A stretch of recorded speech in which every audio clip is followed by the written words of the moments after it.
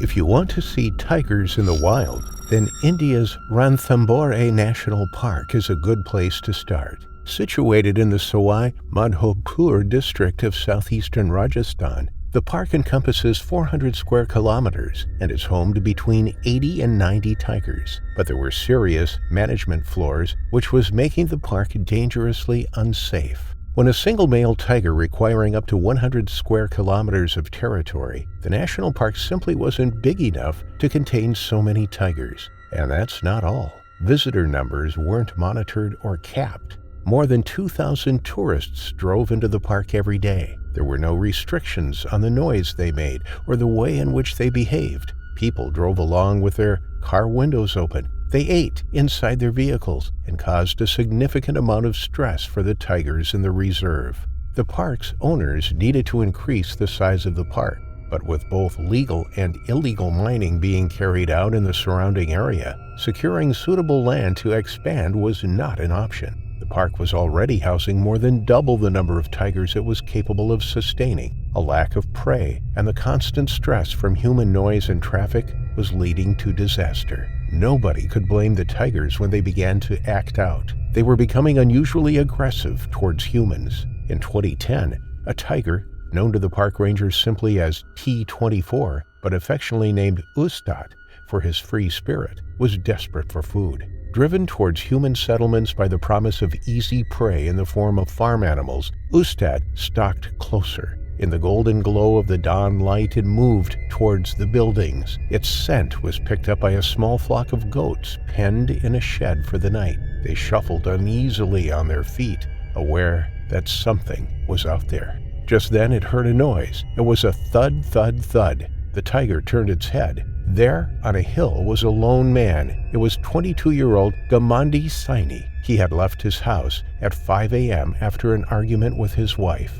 He grabbed an axe on his way out and marched towards the forested reserve. As he began cutting a tree down, the sound of the axe striking the wood carried on the air. T24, who was out on the hunt that morning, was drawn to the noise. Moments later, it had struck the young man and mauled him to death. That was the first taste of human flesh for that tiger, but it was not the last. In the very same month, the same tiger struck again. A second villager fell victim to the jaws of the notorious Ustad. Born in 2005, Ustad was now considered the dominant male in the park.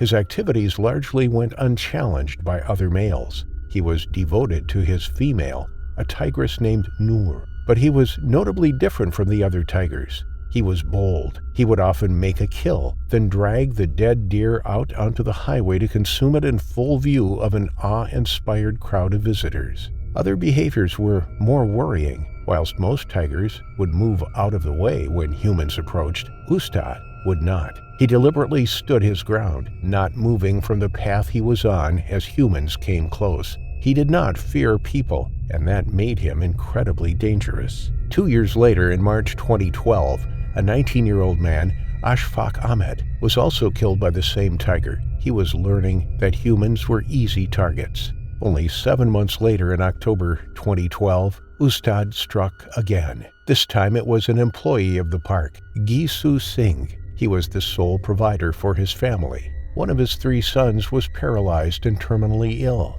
whilst the other 2 were pursuing their education. His elderly father was incapable of working at 80 years old, and his wife ran the home. Working for the national park gave him the financial security he needed, but it all ended in disaster. He was an assistant forester and was walking between 2 groups of laborers who were repairing a road when a tiger suddenly pounced on him. It was a direct hit.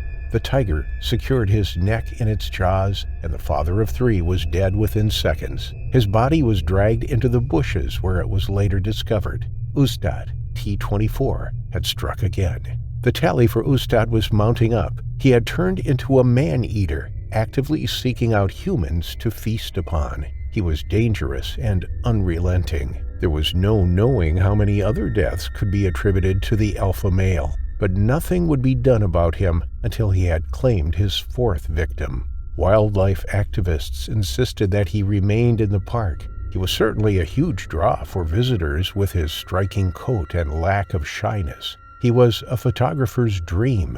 but the way he had been treated was affecting his behavior towards humans. He had been tranquilized and caged numerous times during attempts to provide veterinary treatment, once for an injured paw, once for constipation, and once to fit a tracking collar. Furthermore, 8 tigers had been captured from his family group and relocated to other sanctuaries across India. His family's social structure was repeatedly broken down. Each and every time he was disturbed, humans were to blame. Those who supported T-24's right to remain in the park highlighted many occasions where he had not been a threat to people. A classic photo shows Ustad walking nonchalantly past a group of women carrying water through the park. Others noted that the tiger had never attacked anyone outside his territory. It was only when people ventured into his domain that some fell victim to his powerful jaws. And yet more people pointed out the fact that the path to the Ganesha temple situated inside the park was frequented by hundreds of people and cut right through Ustad's territory, and yet he had never attacked anyone along that route.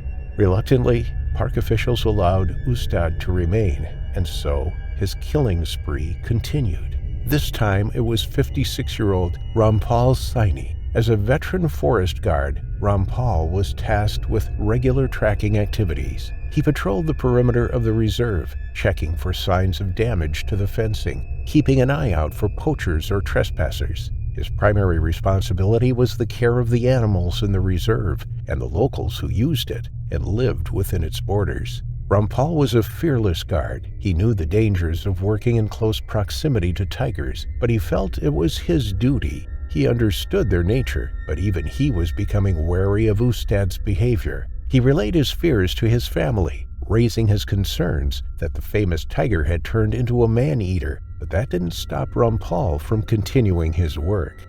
On May 8, 2015, as dusk was setting in and light was fading, Rampal thought he spotted some movement in the bushes. It was near the path that locals took to walk to the Ganesha temple inside the park to pray. Rampal knew better than to be out after dark, but it was his duty to protect the park users from harm. Suspecting that it may have been Ustad, he went to investigate. He couldn't see any sign of the tiger, and so he walked back towards the post he was stationed to at the main entrance to the park. It was less than 100 yards away. He could see it just beyond the bushes, but there was something hiding in the undergrowth. His intuition had been right. Unbeknown to Rampal, his last 10 minutes of the patrol had been carefully watched. The glassy eyes of a killer had been upon him the whole time, watching his every move. It was Ustad, and he remained silent, his patterned fur concealing him amongst the shrubs and bushes. As Rampal walked closer to the main gate and the relative safety of his guardhouse, the tiger crept along the ground, its underbelly scraping the forest floor. But seconds later, Rampal stopped and turned around. The tiger stopped in its tracks, waiting silently just feet from the man. Rampal felt the urge to relieve himself before settling into the guardhouse for the night. He turned and urinated into a bush, the same bush Ustad was hiding in. Barely a second later, the tiger launched itself at the unsuspecting guard. Rampal was knocked off his feet. He only saw a flash of orange, black, and white before the tiger closed its jaws around his windpipe. Rampal was suffocating. He knew his time was up, and he died moments later.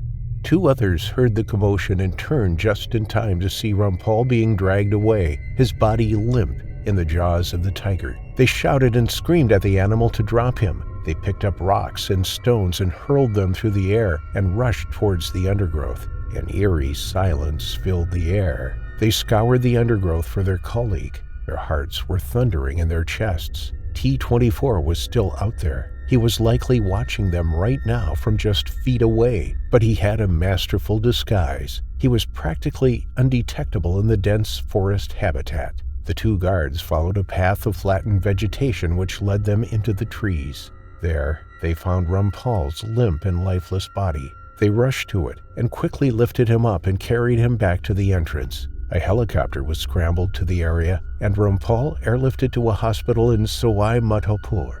But it was too late. He was pronounced dead on arrival. Ustad had claimed yet another victim. When would his reign of terror end? As news spread of yet another fatality, officials thought that it was another tiger responsible for his death. They believed that Ustad's son, T-72, was responsible, but DNA evidence found that it was Ustad himself. Something had to be done about him, as he was growing increasingly dangerous and unpredictable. Wildlife activists and conservationists once again protested, insisting that Ustad should remain in the reserve. But locals had had enough. Ustad had claimed the lives of 5 people in the previous few years alone. There was no knowing how many more he would take. He had to be removed. Operation Ustad was a top-secret mission. Not even the forest minister Raj Kumar Renoir knew about it. Park rangers moved into Ustad's position. He and his tigress were tucking into a samba deer kill. An hour later, following a successful shot with a tranquilizer, Ustad was unconscious. He was loaded into the back of a truck, his cage surrounded by ice to keep him cool, and he was driven out of the reserve. His destination was Sajangar Biological Park, a zoo in Udaipur. It took them 11 hours to cover the 500-kilometer journey. When they arrived, Ustad was released from the cage into his new enclosure, a half-acre paddock.